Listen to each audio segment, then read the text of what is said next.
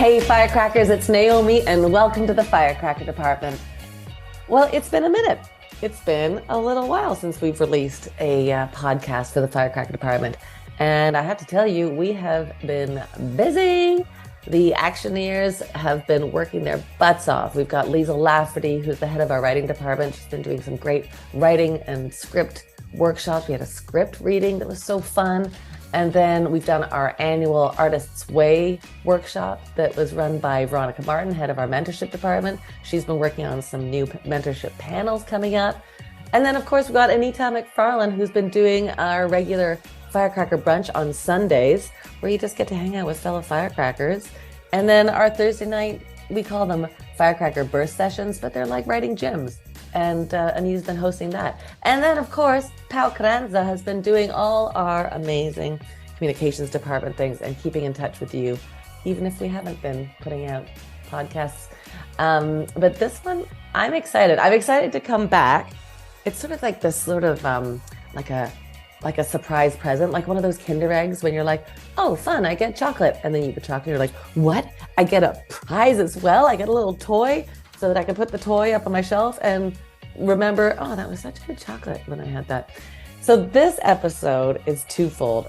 Firstly, I'm going to talk to, I'm going to get emotional. I'm going to talk to one of my favorite people, Amanda Brugel.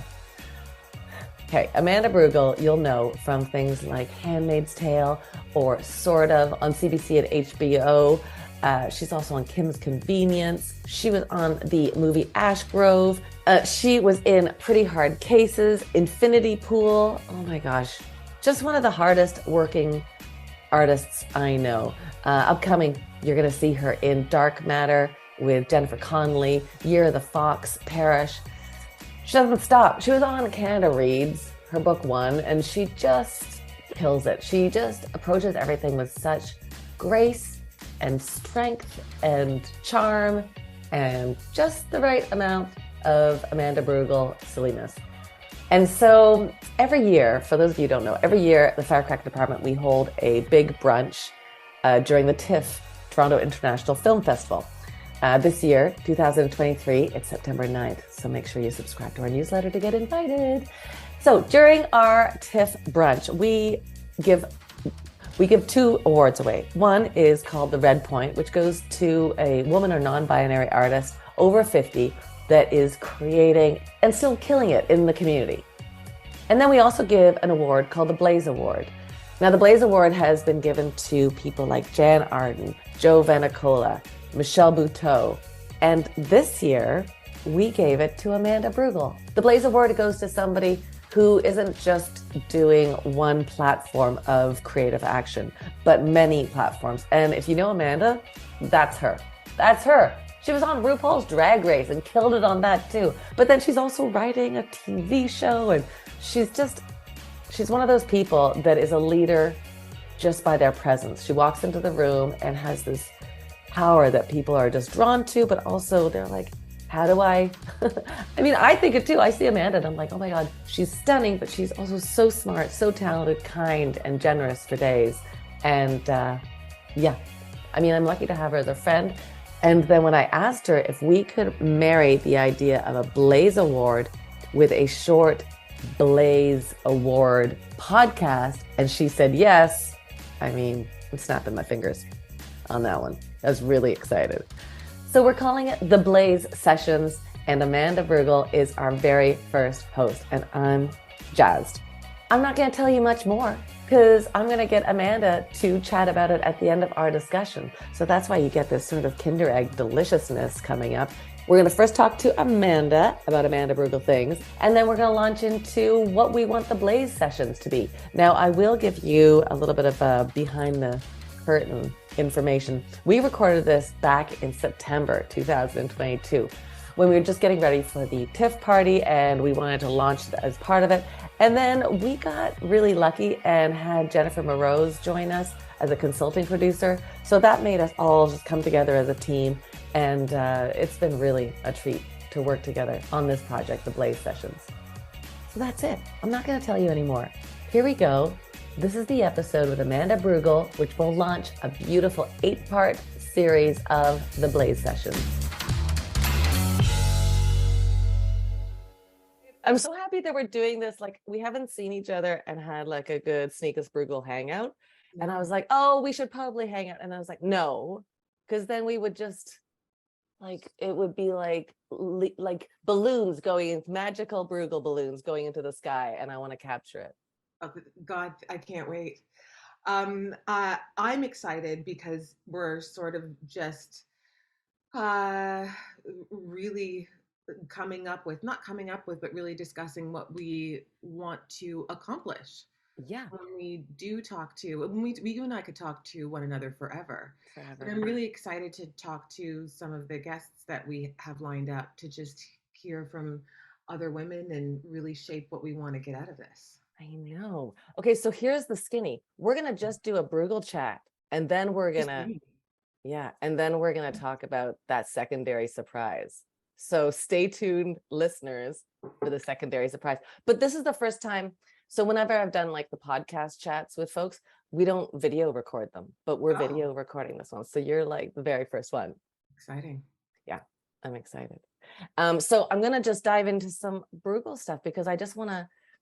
This is the thing I love about Firecracker Department chats is we're not like really chatting about like what's on your resume. We're talking about how did you get to that resume, and I feel like Amanda, you're such a I have so many words. I have like force, powerhouse. I have like driven. I have so many of these words, but people don't know like how hard you work and how No. where you came from. Do you Uh, know? yeah, yeah. Uh, I mean, I think if I'm going to be honest, we'll dive right in. Please do, first of all. People don't know how hard I work because I try to keep that very secret. And I don't know if that is a particularly a female thing or a me thing. I think it's a bit of both. But I do this thing where I really sort of I'm reluctant to talk about the incredibly difficult moments, which I've had the Yeah. beginning of my career. I've been doing this for 25 years, and I only really found success or momentum in the last seven. And so for the majority of my career, it has been heartache and crushing, crushing What disappointment, are we doing? and I never talk about it. Yeah. I always am like, and two, optically on my Instagram, I curate it to be hopeful because I hopefully want to inspire other women and I like putting positivity out in the world. But there's also a part of me that doesn't want to address the failures publicly because somehow it will make me seem weak or somehow it will make me No. seem I know I'm better now after the death of my father and a divorce, but You I just pushed your hair back as if you did, had hair to push back. I do it all the time now. I push more hair back now that I have this than I like it. I But struggle with this too, yeah, Brugel. Like, yeah, of course, because we're supposed to like have this perception of like power and strength and I mean, this is something I'm changing my mindset too of like, why is it that my struggles aren't powerful? I know they're more. Right? They're more. They're Yeah. relatable. Because if I went, hey, this is me all perfect. I Yes. didn't I didn't curl the back of my hair, just so you know. No. But No. I if didn't I curl mine either. but if that's like the perception, everybody's gonna go, well, that's not relatable because that's not No. me. But if we show our like nooks and crannies, Nooks and crannies. Yeah. hmm this is the Um. other thing about this podcast. It's the first time we're not editing. Oh no, you gotta edit. Nobody, none. We're just We're gonna gonna let say it more flow. than nooks and crannies. I mean, if that comes out, it comes out. It does. It really So does. so then how did you shift? Like how did you like was there something along the lines that you're like, I gotta shift this? Or what is Um. your mindset now? My mindset now is just tell the truth. The one line my kids know and have known since they were born is tell the truth and you don't get in trouble. And so That's I good. make them say it all the time. And I started first and foremost telling the truth to myself.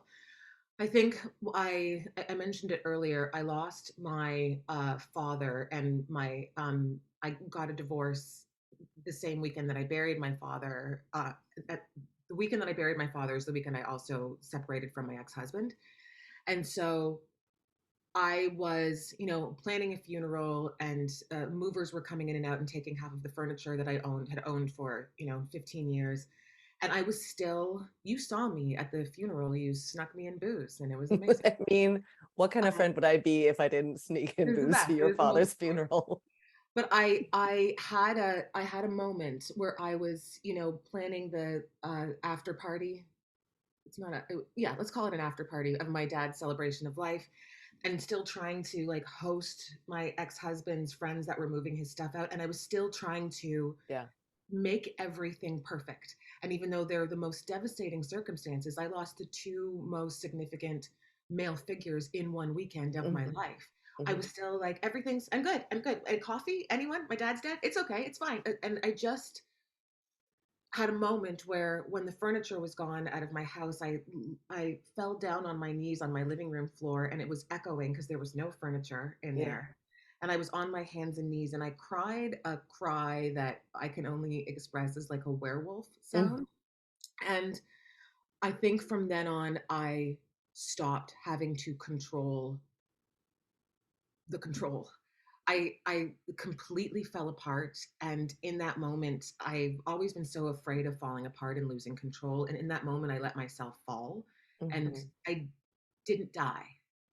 And Hmm. so I think from that moment, I can really pinpoint it. From that moment I started going forward with not having to be as perfect or presentable, or uh, making sure that everyone knew I was always good and always completely together. Hmm. Because in that moment by myself, I realized that I wasn't going to die if I Right. allowed myself to fall. And so I brought that into my work more. I brought that into relationships, most certainly relationships and romantic relationships. I brought that into my new partnership, into dealing with my children.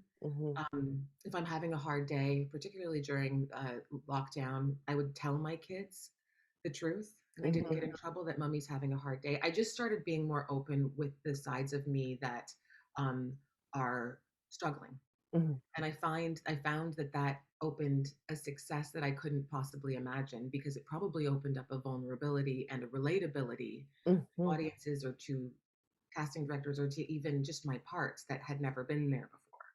Hmm. Yeah, tell me about that change in process for you, because I feel like, I mean, I feel like things started to shift with Room for you. What do you think? But that Yeah, was before your pops passed that was away. before my dad passed. I mean, Room and Handmaids and Kim's were before my dad passed. And so those were, I suppose, career markers that were successful. I think having children really changed Hmm. things for me. I owned a dress shop. I quit acting and owned a dress shop for a I mean, this while. is this whole other Amanda life that we have to address at some point. When people like the awards that you got. Okay, wait, we're gonna come back to this. I want to come back to the Okay. scholarship stuff, but I want to know like because the process that you used to do, Hmm. preparing and getting into roles as an actor, how did that shift? That's what I'm saying. I owned a dress shop. Okay. And I quit acting because I couldn't do it anymore. I tested so many times in LA, and I kept failing. I got a show. Bernie Mac was the lead, and then he passed away. God rest his soul. It's not a tragedy for me. It was just, I was just so tired of testing and screen testing and not booking anything. So I quit acting, opened up a dress shop where I dressed Canadian celebrities and Canadian designers. That was hell. I love actors, but we're crazy. Oh my gosh. How And did you so, manage that? I would have lost my mind, not only that, but just watching the things I wanted to be doing. I mean, that it was all, I was so detached from acting Right. as a whole. It did a number on me that I was okay with it. It was more just dealing with the personalities and the fragility of artists that I love, but I'm not a psychologist. It was difficult to navigate and accessorize at the Gotcha. same time. Um, but One then or the other would have been fine. just something, Yeah. just one. But then I had my first child, and my idea of who I wanted to be as an actor shifted. And I got a new agent, Barb Godfrey, shout out. And I remember saying to her that I had only done comedy, and I wanted to sort of do the pretty roles and the fun roles. And she sat me down one day and said, God bless you, you're not the Halle Berry, you're the Viola Davis. And I had never thought of myself as a dramatic actor. I'd only done comedy. Hmm. Never considered myself as someone who was a powerful dramatic performer. And Hmm. it took one person to change the narrative in my head and say, no, I see you different, therefore start to see yourself different. Mm. And so to answer your question, before I would try to find the cleanest, um, sort of the most palatable versions of characters when I auditioned. Um, and then when Barb suggested that to me, I started really studying Viola's work and listening to her interviews, and I really shifted the way I attacked characters. I finally started making choices for myself, interesting choices, probably choices that weren't right Mm. for the parts. Um, Started being really aggressive in my choices, not necessarily following the script. And Mm-hmm. I started taking characters and molding them to me, as opposed to me trying to wrap myself around a character. Mm-hmm. The thing that I knew after having a child was that I was strong as shit. And so I started actively looking for character roles that were sort of not necessarily Halle Berry, but closer to Viola. And that changed everything. That was Room and Orphan Black and then Handmaids. Mm-hmm. And so that's when things started to shift. And so then when I had a great journey for them for a while, I was still hiding a lot of imperfection, instability in my home life, in my marriage. So then when the moment I said that I was on my hands and knees in my living room, that's sort of when everything came together. Mm-hmm. I finally found the kind of roles I wanted to do and the type of actor I wanted to be. I didn't have to be pretty and beautiful and perfect, but I was still hiding. So Mm-hmm. that moment when I finally fell to my knees, the inside matched, the outside intention, if that makes any sense. I mean, it does, because I think that we do try to keep this perception that that isn't great and isn't relatable. Like when you said you started finding like roles that were more you, how did you put it? You more you. Like, do you find roles that you connect to, or that you find yourself in those roles? Yes. My agent Barb says that there's Yesterday.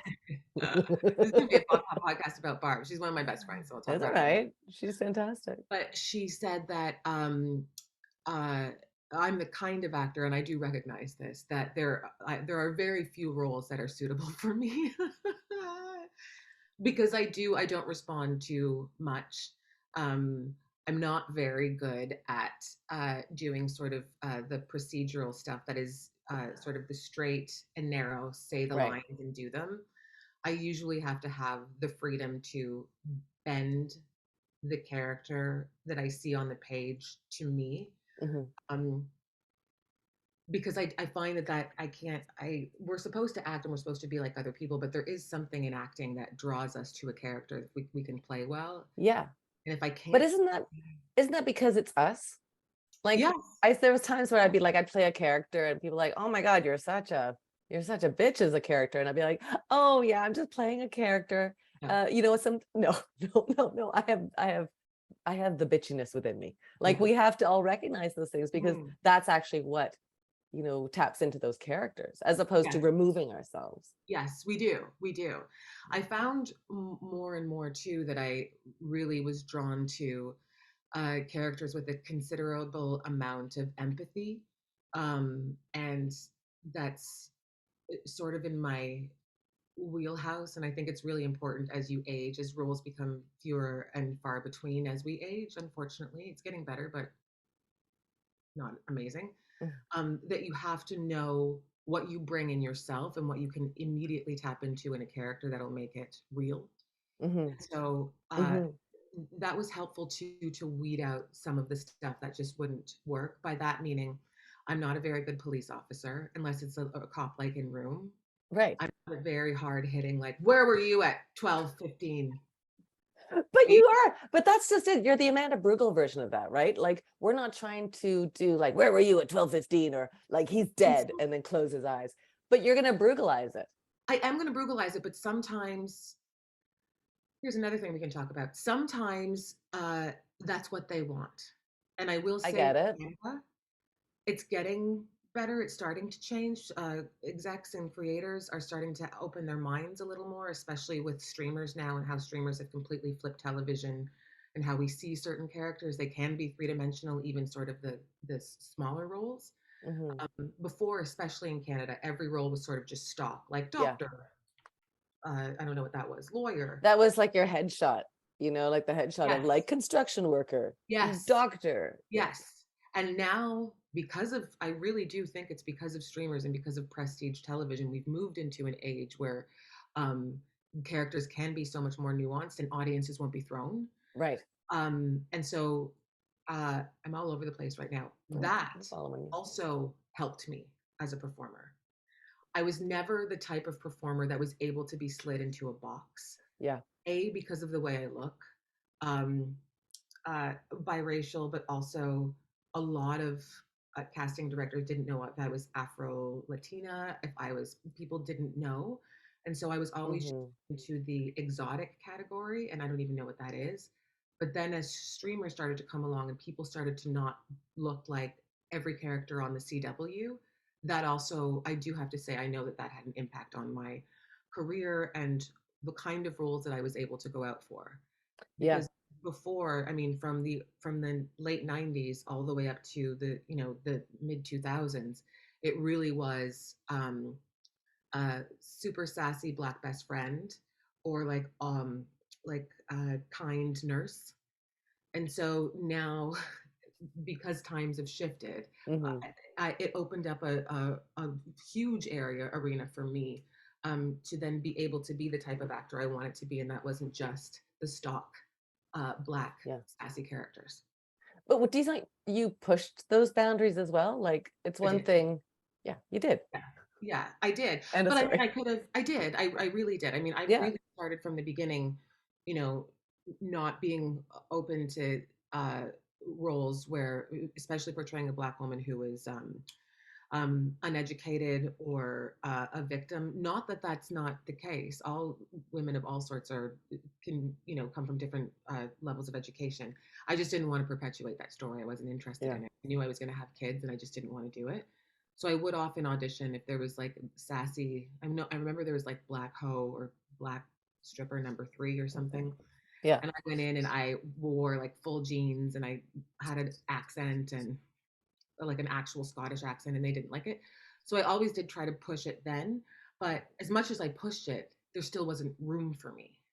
Like Right. I started pushing it strategically from the beginning of my career, not wanting to play those roles, but there still wasn't shows for me that would allow me to do that. I really Yeah. found with streaming shows, streamers, that to go outside of cable, that people had the freedom to start letting people like me as a performer and physically who look like me started allowing us in more.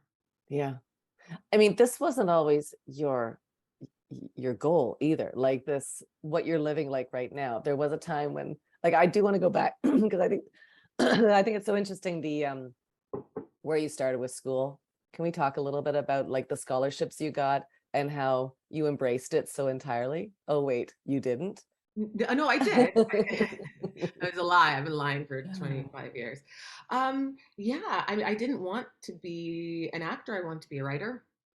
And all in high school, I wanted to be a writer. I went to a very serious dramatic high school. We competed in the Sears Drama Festival, and it was like the Olympics for us. Yeah.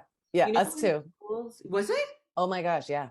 In People were like schools? warming up for like 2 hours before it. I was like, what's going on? Oh yeah. Yeah. In schools when they have the banners when they win Yeah, a yeah. championship for sports, for like basketball, volleyball, we had them for drama.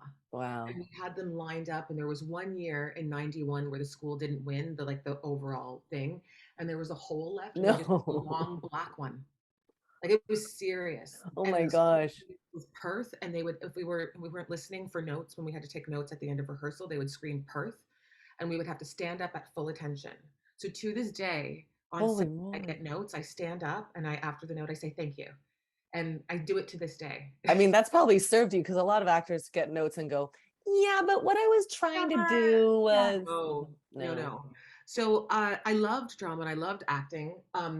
But I wrote, and I was a writer, and it was Margaret Atwood reading The Handmaid's Tale when I was 15 that just like woke something Incredible. in me that I will never forget. And I would go home and doodle and write poetry and write and write and write and write. And so I auditioned for the acting program. I wanted to get in, but ultimately wanted to be a writer.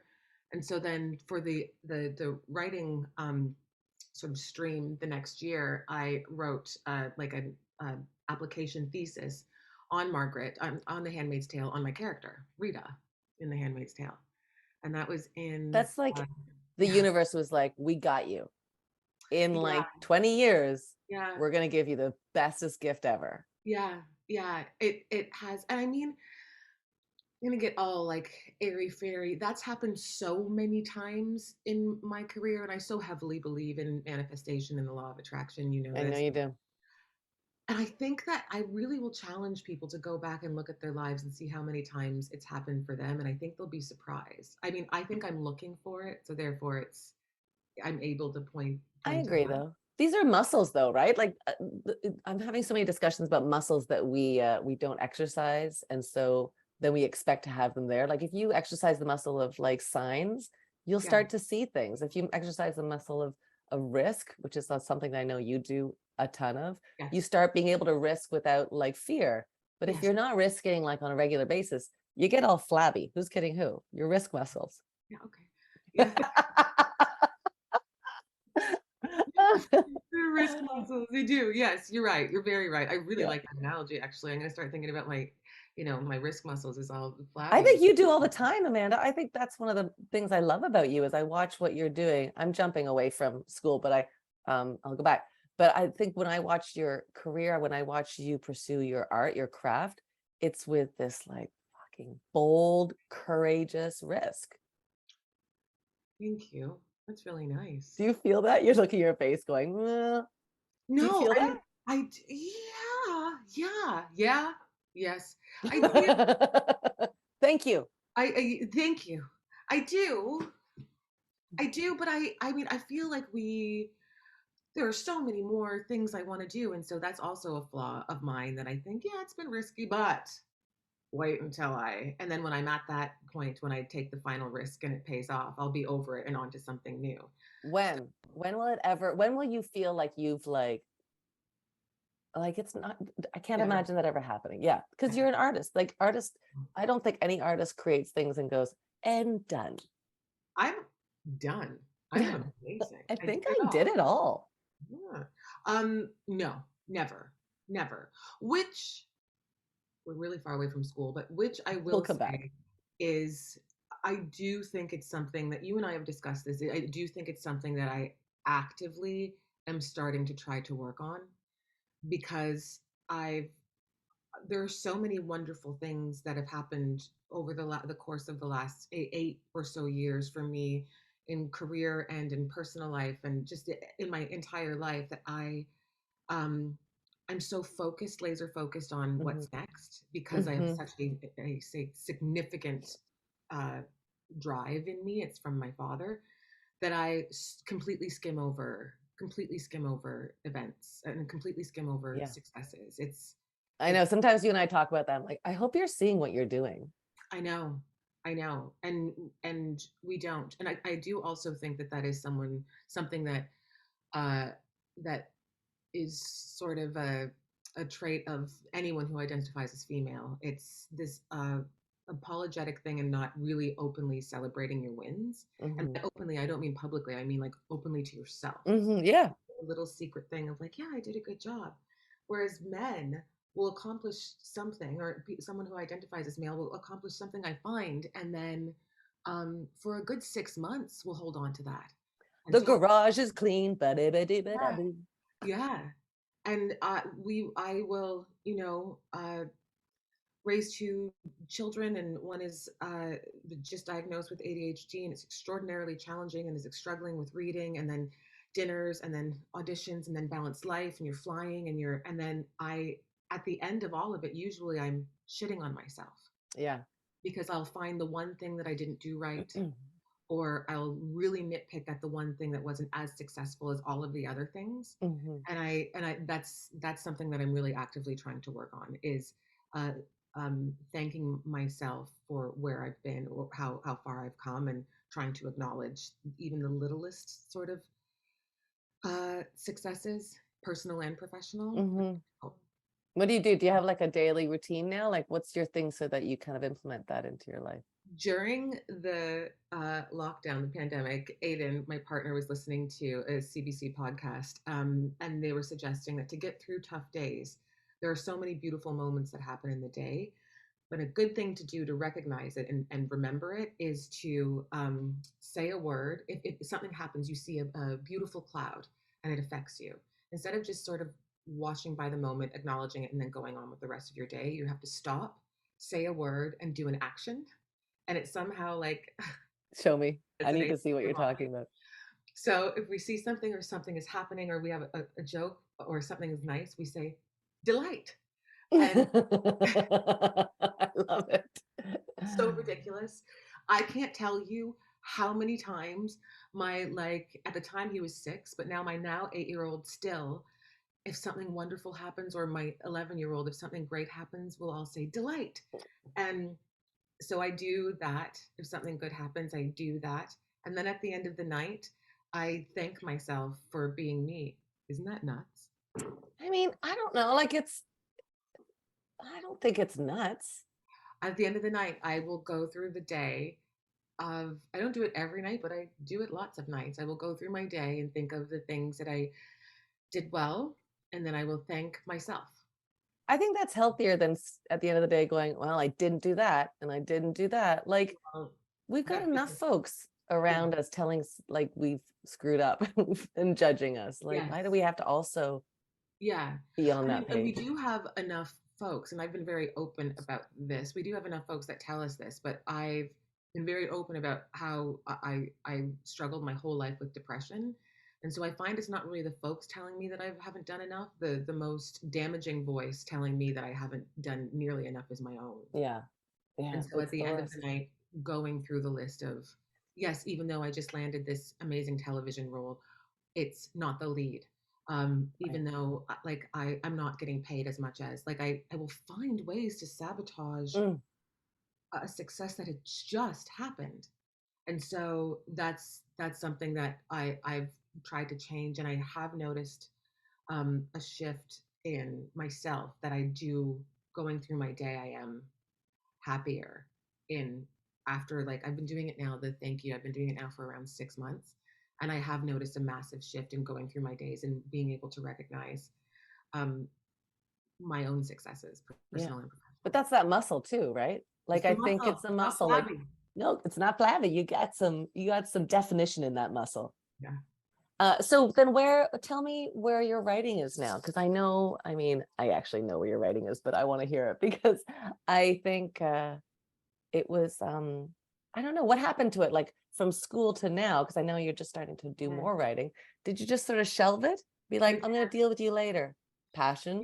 I decided to. So when I wrote that thesis application to get into the writing program, I got in. I was offered a full scholarship for all 4 years, and I turned it down. And I went into the acting program and paid no scholarship. Um, I was afraid. I think I Yeah. was afraid of. I was afraid of my own greatness. I was afraid of my own talent.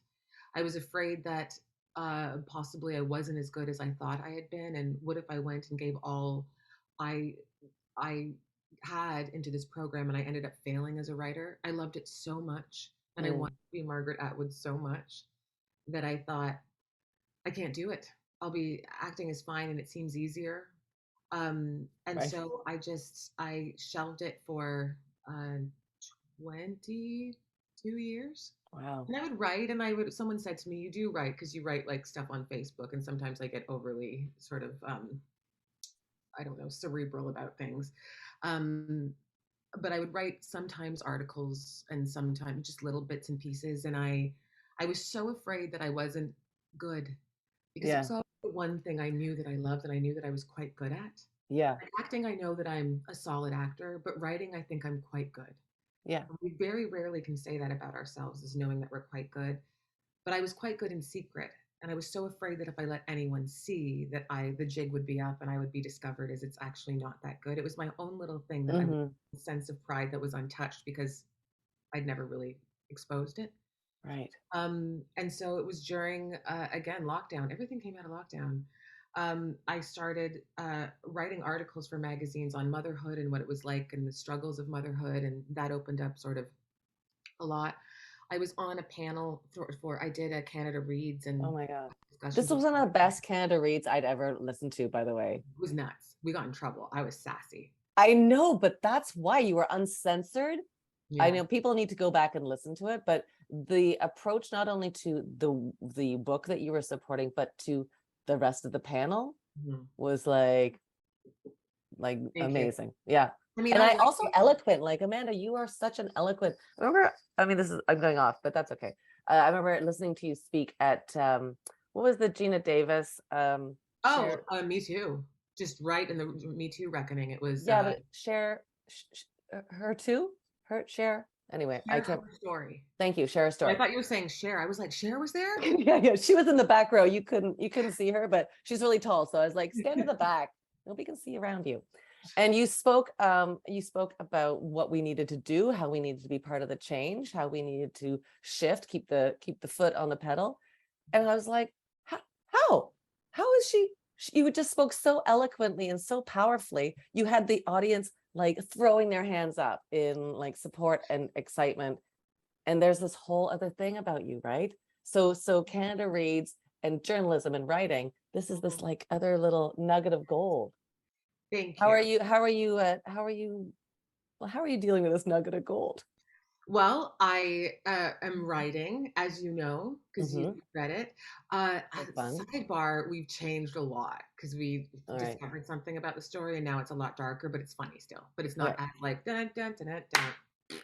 I Um, want to, well, still, I'll find some ways of throwing in like an arm fart yes, or you something will. like that. Yes, you will. But yeah, we'll read it And again. so we're at a stage of in like a couple weeks going out to pitch. We're building the sort of the deck, which is exciting. Mm-hmm. But I also have you don't know this. I also have written a movie about my my biological father. I didn't know him. He's a bit of a nefarious character. Yeah. Um, Because you just found out about him recently, right? Through no, 23andMe. Oh, not I not about him, but your I sibling. knew about him. I found out about my older sister Yeah. through 23 and Me. She didn't know about me. Surprise, Shirley. And so it's about just sisters and a father and finding out about adoption and the Hells Angels and the black market. And it's another nugget that is actually my childhood that I've never really told. Yeah. So it's again through a comedic lens. I find comedy writing a lot easier for me, Yeah. but in like sort of journalistic approaches or sort of any essays I do, I find that is easier to be much more dramatic. It's interesting. Like the Yeah. spoken like dialogue, I find I can approach it in a comedic way. It's Yeah. hard to write drama, but I that's wonder if probably that, yeah, go ahead. it's probably because as an actor, I still approach everything as comedic. Yeah. Like Rita in The Handmaid's Tale, I still find I read it as funny first, and then I find the drama. Isn't that strange? Yeah. I mean, tell me more about that. I'm curious. I mean, I think I'm So, um, in order to, I'm giving away a lot. In order to find a way into, especially dramas that are particularly heavy, I don't find in real moments of like serious heartache and trauma, they're serious for a bit, but they're never serious for the no. entirety of a scene. In every situation that I've had where I've been that's that situation where I was on my hands and knees and I was falling and I was in my living room and it was gone and everything was gone. I was crying, but then I noticed myself and I started laughing immediately. Hmm. Or you're in a fight with your It's partner. there, right? Yeah, It's right there. there. Because they're just, I mean, it's the same part of your brain. They're so hand in hand and you can flip. And that to me makes it such a more interesting scene. It makes the character more interesting. Yeah. Never one noted. We're always wrestling with tragedy and comedy. And so my way into situations usually is from a comedic standpoint. So I'll read it in a funny way, both lines, like everyone's lines in a funny way, as if it was a comedy. And then I'll hear where the humor is, even if it's not there. And then I'll layer drama over it.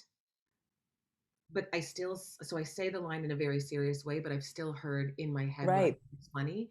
And so it's not as sort of heavy usually sometimes when I deliver certain lines. Yeah. Certain lines have to be because you're moving a story forward, but I will pick or choose in every scene I do. I will pick or choose at least one line that has to be funny, always. Do you do the same with comedy? Do you approach, like, do you read Yes. it through as dramatic first to see what else you can find? Yes, I read it through as serious as I can. Some of them are Yeah. ridiculous, but as serious as I can. And then there's usually one line, whether or not they allow you to do it or not. There's usually one line where I really try to go heavy Yeah. drama and as serious as possible. I love that so much. I mean, I think you're absolutely right that if people can allow themselves, I don't know what it is, but if, like, in the most desperate of times, allow themselves to sort of look up and see the comedy. You might not be able to see it right then.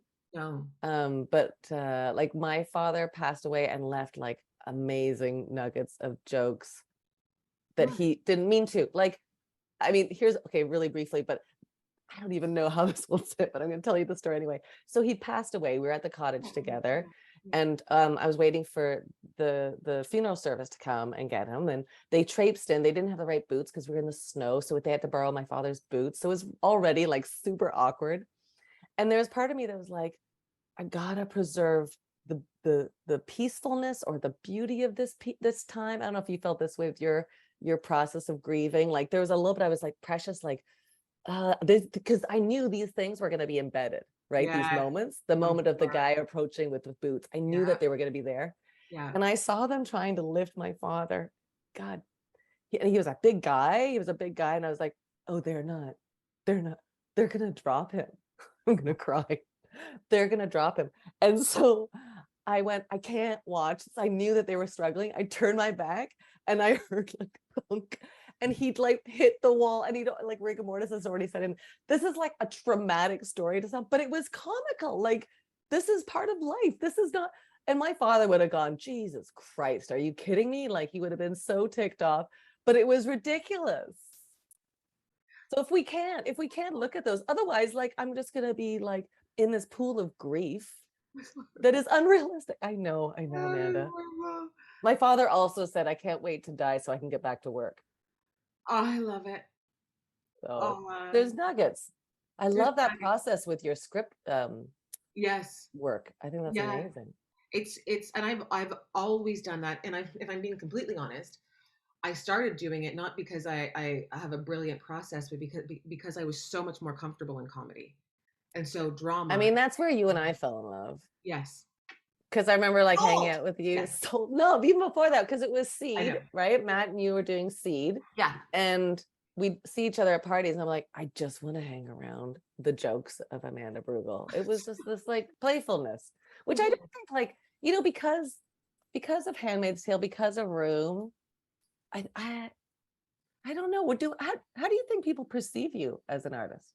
As an artist or a person, Yeah, people perceive me as both. an artist in such a beautiful way. At least the ones who will tell it to me to my face. I don't know what they say behind my back, but that as an artist, that a risk taker and sort of slightly a chameleon, and Hmm. that's something that is the biggest compliment that I could ever get. I think because uh, I will say this for any actors that are listening, that very early on, Barb and my team, we have strategically chosen to flip back and forth between genres, between everyone. Yeah, I see And that. so I'll do a comedy and then a drama and then a comedy and then drama. And then I started trying to weave in action and thrillers and horrors. Um, RuPaul's Drag Race, just throw that RuPaul's in Drag there. Race, just because I don't ever want to be pushed into one category or just seen as the handmaid's girl. It's been the most Uh-huh. successful thing, so people do sort of point at that. But I don't ever want to be trapped in just you do one thing. Yeah. Um, and so that was the first question. I didn't answer anything.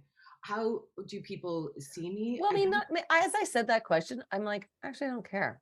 Like, who do I you will say care? though, I do want to answer it though because I do find, and I think it's because a lot of Instagram and because I post a lot of fashion and like fashion photos, the overwhelming response when people first meet me and they get to know me is they don't. They're always surprised that I can string sentences together. Like they're always surprised that I'm, Right. moderately articulate. Yeah. Why is that? Because you No, care about fashion so much, you can't be a smart fashion, uh, passion fashioner? Okay. Talking about stringing sentences together. You're welcome. Heyo! Heyo. Yeah, I don't understand that, but I do like. I think the balance that you're achieving right now is quite enviable. That you're able to, yeah, because look, like because I know you love fashion more than anybody I know, Or, more than yeah, anybody I know. I got a blazer here. I don't know if you knew I had a blazer. Oh, I have a pair of shoes for you, by the way. I'll Okay. show you them afterwards. So I think that, but I know that that's a passion of yours, and it can sometimes get overshadowed and be Yeah. like, that's trivial, but why isn't that part of your art? Why isn't that part of your makeup? And why can't you do that and also be articulate? And also be a serious person. Yeah. I don't know. I feel like too, it's uh we want to sort of we want to always put people in a box and sort of hate on not hate on them, but we want to sort of be able to pinpoint them to Yeah. put them in a place because it's safe. Where at the end of the day, it's really safe to be able to be like, okay, you're the silly, like flighty fashion one, and you're the very serious actor. It's just easier for us to then know where we fit in this Right. moment with people. I don't even think it's a personal thing against me. I think we do it because we want to know where we fit in to a larger picture. Yeah, I mean, I do it too. I do too. I'm like, oh, So that's what they do. do I I. gotta I gotta check in with my own work on So that. do I. And I started realizing that it had nothing to do with them. It had to do with me and where I felt I fit in. I had to sort Yeah. of quantify them or place them. By them, I mean others, anyone else, particularly actors as colleagues. I wanted to know where I stood in proximity to them. And so I would have to sort of label them in Right. order to Hmm. identify where I was. And that has nothing to do with them. That's me. That's my shit. Yeah. I kind of want to say like it's also me wanting to know that I'm like on a place of like a level that I'm okay with. Like, so if That's what I somebody's mean. like, yeah, like if somebody's Yeah. like, oh, they're really good at that. I'm like, well, they're not this, which I am. And I'm like, That's what the hell? What are we doing? That's what I mean. It's not their stuff. It's me. It would always be my stuff. Yeah, If I'm being honest, that I keep saying that. That's I not know. my I I haven't know. lost. I appreciate it, just so you know. And I appreciate that you are Um, being honest because the rest of this talk, full of lies. lies. Lies. I would do that at the beginning, really coming up in my career with other women of color. Oh, yeah. I would immediately not really, that's not really a label, but I would really try to find where I fit in my level of blackness. Hmm. That is an entire other conversation. But I really struggled with um, uh, my relationship to my own race, and that is being biracial and being comfortable in that. And this is in relationship to audition rooms. And so if ever I went into an audition room and it would be a solid number of Black women, I would immediately try to find uh, the I wouldn't really label people, but I would try to put myself in the space of uh, like the friendliest or the nicest or the happiest because I just wanted to be accepted and I just Yeah. wanted to be seen as Black. I find I would change the way I spoke. I would code switch, Mm.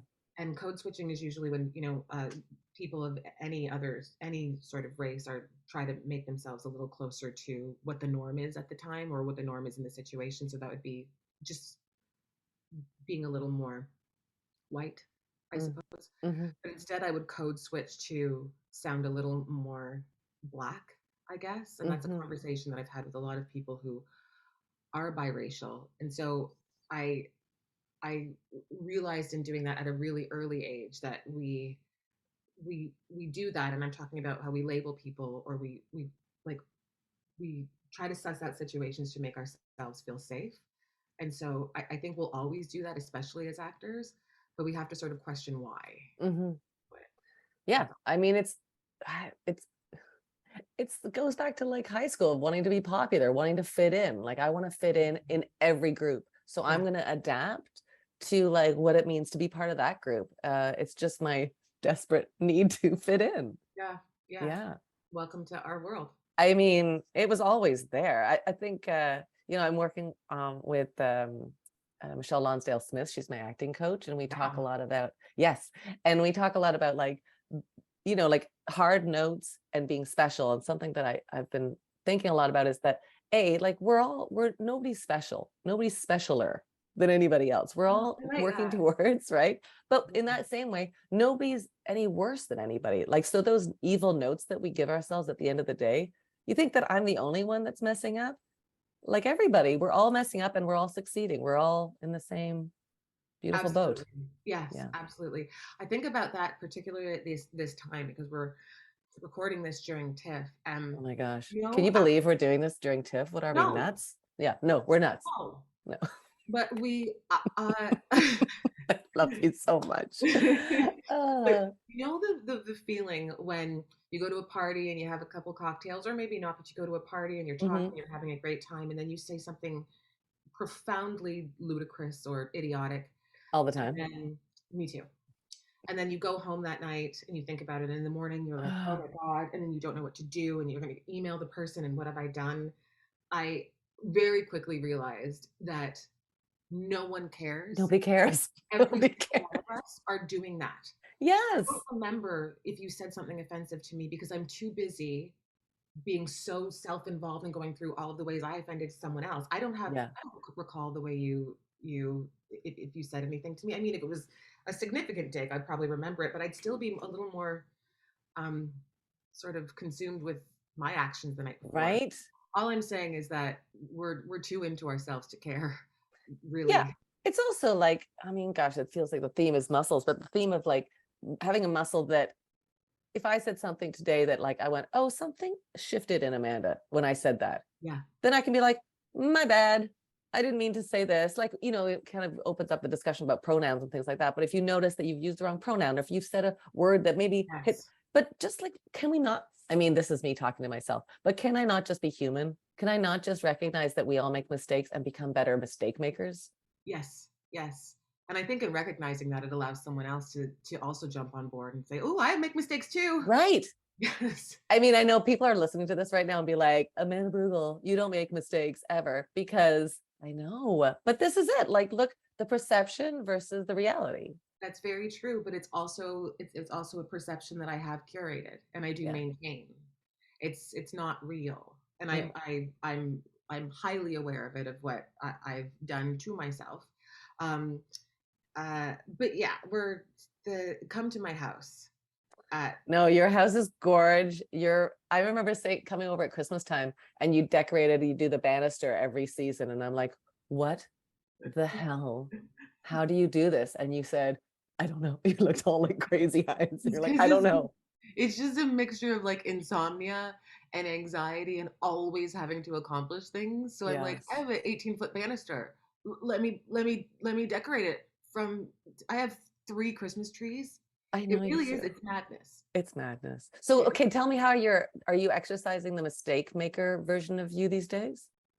am I like actively making mistakes? Yeah, Yeah, like are you like clocking that? Because I actually kind of relish my mistakes a little bit because I can just go, it's a mistake because I risked.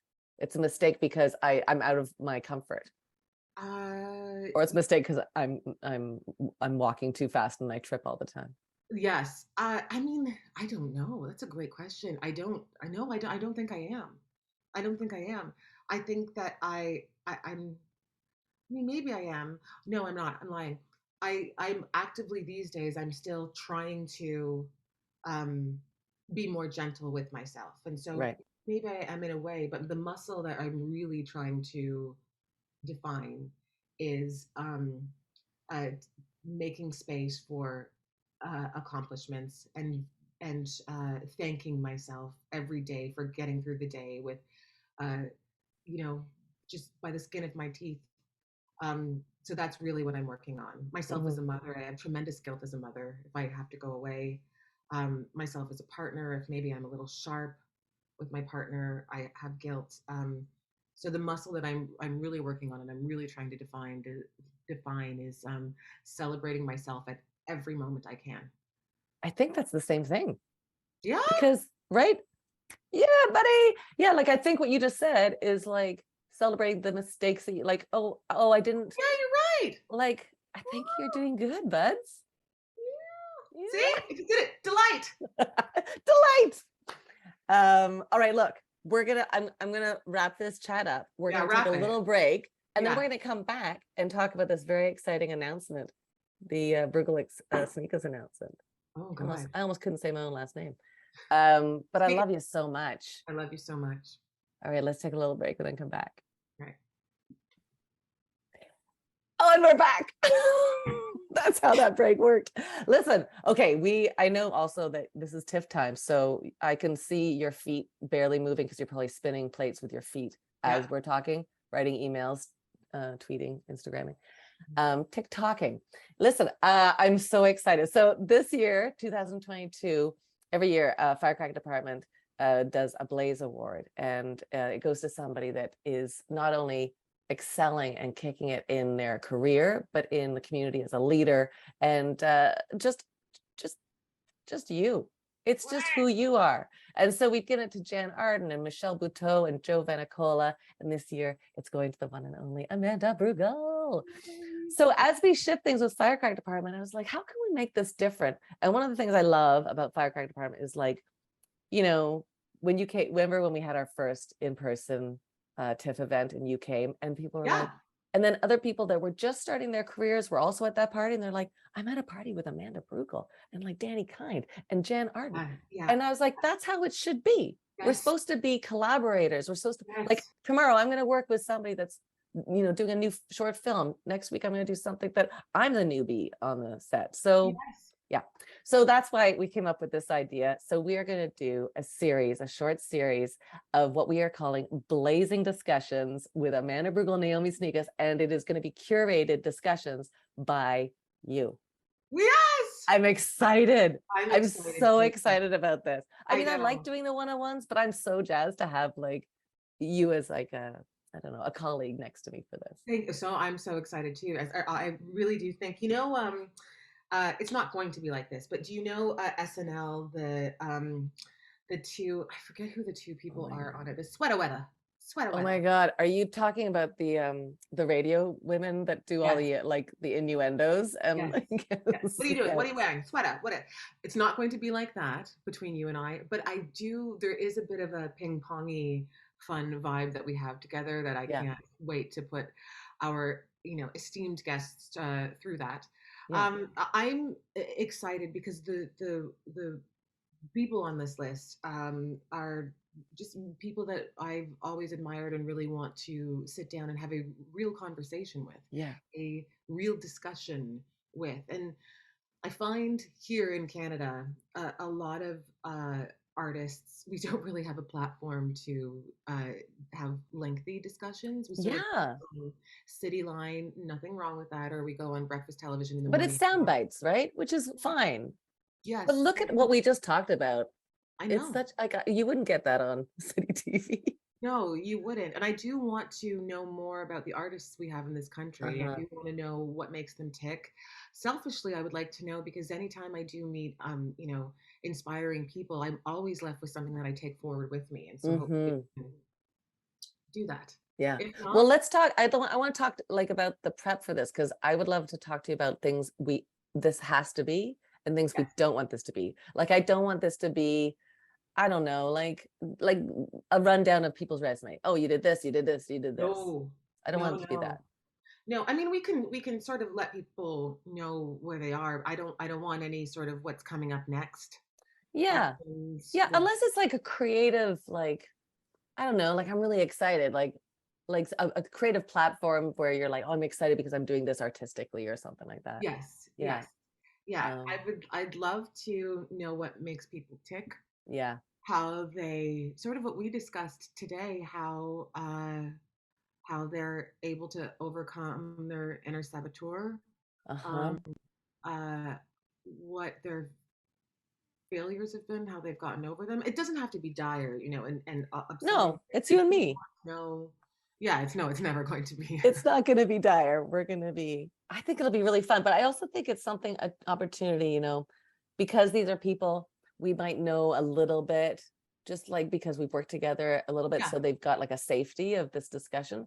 Like, I really hope we can, this sounds a bit hokey pokey, but I really hope we can be truthful about these discussions. Like, I'm really, like, challenging myself, even from what you and I just spoke about in the first part, is like, let's just be like mistake makers. Let's see what happens when we like put ourselves, and I tell you the story about my father's dead body. I can't believe I told that story, but okay, I'm okay with it. Yes, But I would like it to be. Yes, that. yeah, It's sort of a public vulnerability that you don't usually get yeah, um, at events, which is where I would have this long of an interaction with most of these people. yes. So I like the idea of a safe space to just, really get into it. I don't like that line, get into it, but Dig just deeper into it, right? Like we're wanting, it's the dig deepness of it. yeah, I just don't, that's it. That's the difference. I don't want to do a conversation that is like, can you imagine a podcast? What movies are you watching? And how's the weather? And how is the sports you're watching? I want to like find out how did they get out of the trenches? Because I think that the more we're talking about this, the more, I mean, as you said, I learned, they're master classes for me. Every single time I have one of these chats, I go away going, oh, so great. yes, yes. And I do think, I mean, knowing the people that are going to be appearing on the show, um, I do. I mean, maybe not. Maybe they'll clam up, but I do think they will. They'll be into Yeah. transparency and honesty. I do think so. I think it'll be what it is. And I'm Okay. excited just to have like this time with you too. Like it's such, I mean, selfishly, Amanda, what am I kidding? We haven't been recording at all. It's just me wanting to hang out. And the only way I can hang out with you is if I pretend there's a podcast. Stop it. Yeah. Do you want to tell a couple of the names that we know for sure? Yes. So Wendy Cruson has said yes. Yes. So excited. Yes. Wendy Cruson is going to be fantastic. Yeah. Wendy Cruson, she just even hearing her speak, and I've heard her speak at sort of ACTRA conventions or events or even meetings with producers. But it's no holds barred, and she is a wealth of knowledge and information and honesty, and that's great. Yeah. Yeah. You know what? I'm so happy that you suggest, because you've given me a list of folks, like a hopeful list, which I also love because most names I know, but most names, like, because you've curated it, it's such a great way of involving your community into our community. Yeah. And I saw Wendy, I did something on Pretty Hard Cases, and she was there, and we were both like, I love you so much. Why am I not seeing you more? Like, it was so great. And Wendy Cruson to me is like Wendy Oh Cruson. yeah. And Yeah. then we just had this really honest discussion about like nerves on set and all the things around that, which was, yeah, she's the real deal. The real deal. That's what I'm looking for in these. Yeah. And then speaking of real deals, we got Meredith as well joining us. Yes. Yes. She's a for sure Z's. Hold on to your buckets. Oh my God. I'm so excited. Meredith is one, and I'll tell her this too. Meredith is one where I think I would like to pose the question of how do you think people see you as an artist Oh and yeah. as a person? Oh, Because that's good. she is turn off my announcements. Get out of Get your town. assistant to do that. I love just Caitlin. I struggled for a name there. Yeah, it just changes every week because you fire Yeah, them and get new I fire them. assistants. Hate them. She is someone who is uh, so smart, and So smart. She's and a risk taker. This is what I love oh, about her. she, to a point where I I want her to stop. I want to sit down. Reward for her safety. Seatbelt. That's right. And it inspires me so much because of the risk takingness. And I feel like usually I'm the one who's leading the charge and is like, we can do it. And that Meredith comes in the room and is like, I've done it. We're gonna do it again. Here's your like badge. Let's go. Here's your shoes. Like she's a firecracker. Yeah. Yeah. So that's exciting. Yeah. And maybe we have to do that one over Rose. Oh, I know what I was going to say. That question of like, how do you think you're perceived as an artist and a person? Why don't we compile like a little, like 5 questions? Like our go-to blazing discussions questions? Yeah. Yes, I like that. So maybe we can actually get folks to say it again. That we ask everyone every time. Yeah. Like it's standard. Yes. Yeah. Because you know what? I'm going to ask you the questions I usually ask my Firecracker Department podcast guests at the end of this chat. Okay. But maybe we can pull if we like any of those, but maybe we can open it up to like the community and say like, what's a burning question? We can call them burning questions. All No, right. because should we call them blazing questions? Yeah, blazing questions. I like that better. Okay. Yeah. I But love it.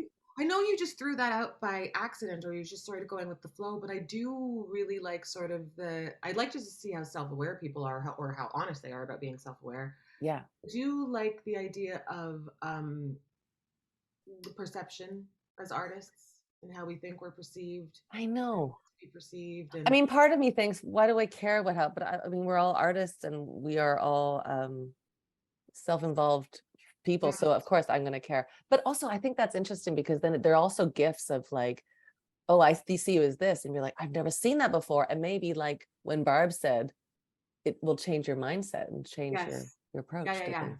yeah. And we also have Jennifer Holness. Did I tell you Jennifer Oh Holness is yes, going to be a no, guest? yeah. Yeah. Oh, So good. we've already got like, that's our first three. That's And then amazing. I know you have a list that we're going to start approaching, but Oh gosh, that's there's amazing. not a dud in the list. There's Not not one one that I'm single like, one. a boring. I know. And if there was, would we say it? No, no, we wouldn't. But it No. would be on your list. You're not like, oh, I'm going to talk to so and so. They're kind of boring, I'm and I gonna don't toss know. in the one ton. All right, here I'm going to do these firecracker wrap up questions, Okay. and then we'll say goodbye. No, no. Fill in the blank. To me, a firecracker is. Explosive. What do you want to be best known for? My heart. If this was a movie, if your life was a movie, what do you think was like a turning point for you that changed your future? I feel like I know the answer because we talked about it, but In my life, what the turning yeah, point was? yeah, My dead dad and my ex-husband. yeah. I love how fast you're talking, and I never said there's a time limit. Oh, sorry. What's something that people don't know about you? Oh, I have submechanophobia.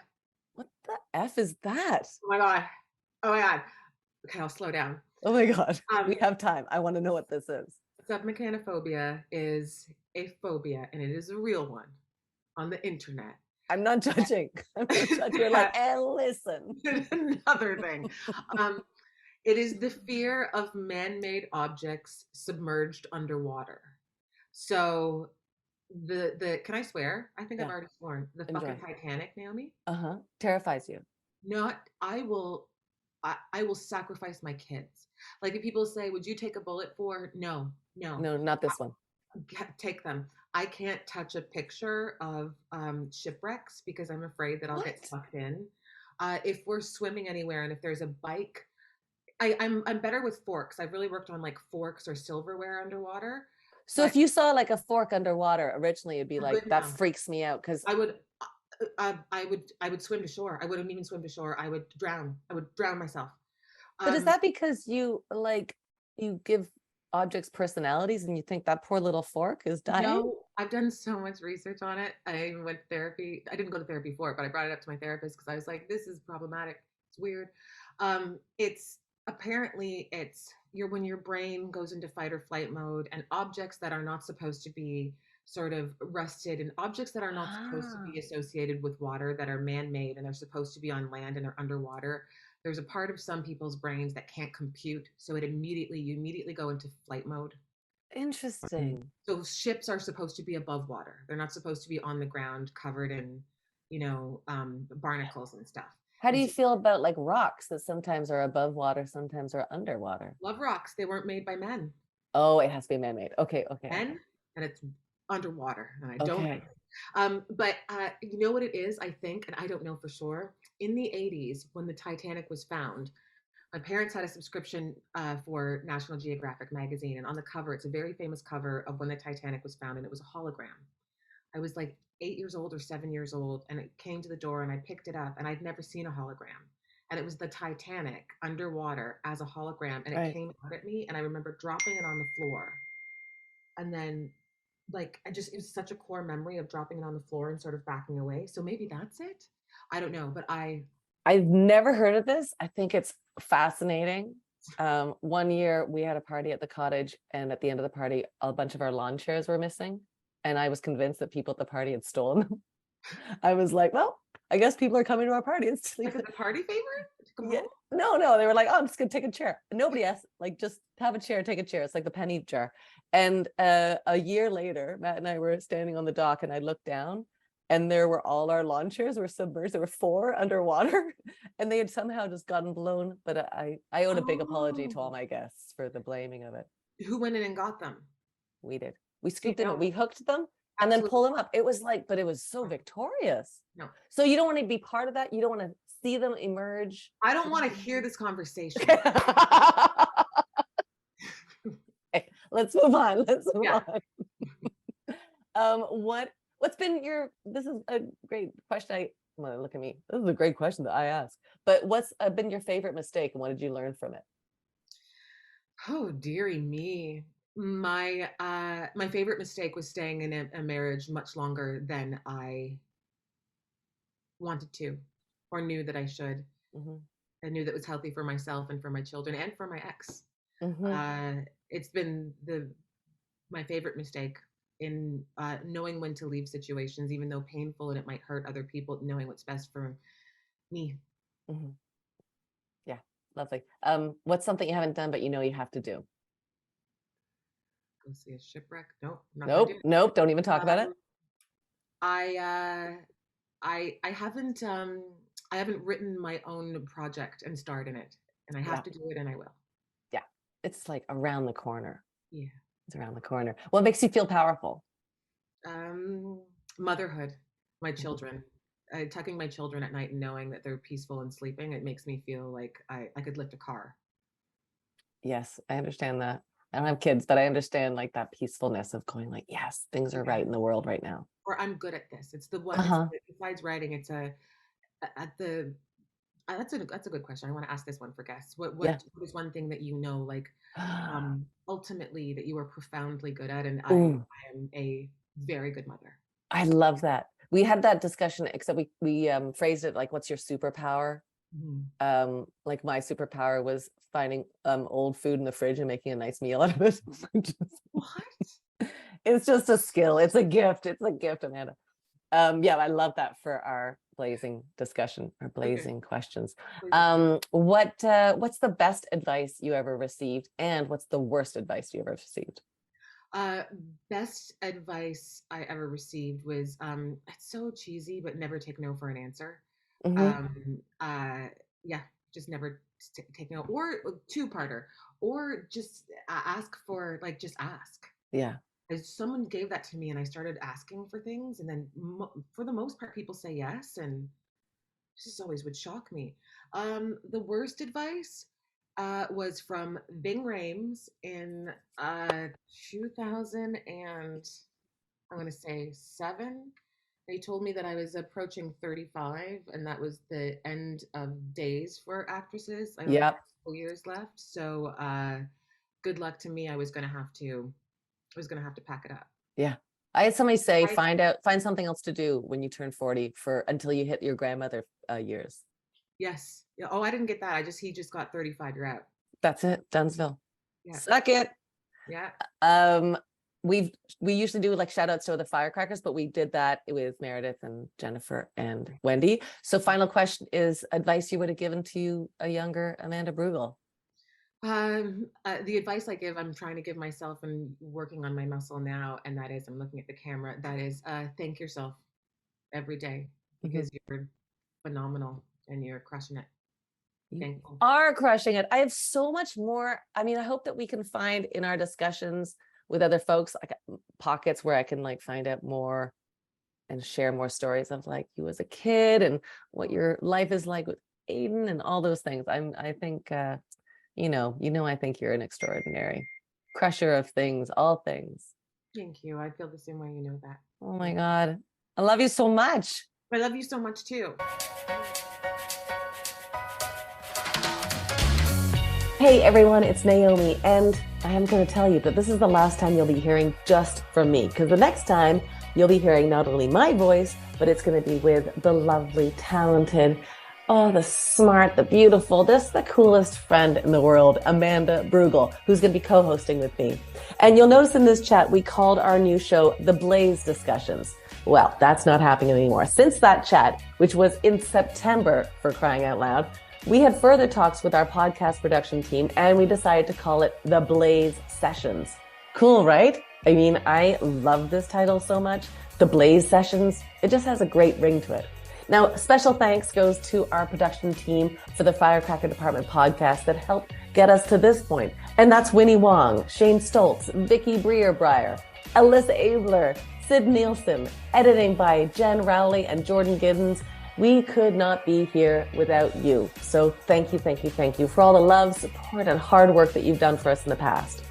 And big thanks also to our new team, led by consulting producer Jen Morose for the editing wizardry of Jennifer Rowley.